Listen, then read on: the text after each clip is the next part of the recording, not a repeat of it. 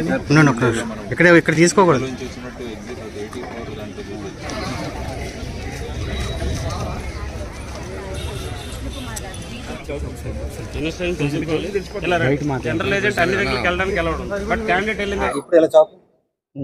ఈరోజు రాష్ట్ర భవిష్యత్తు అట్లాగే దేశ భవిష్యత్తు నిర్ణయించే రోజు.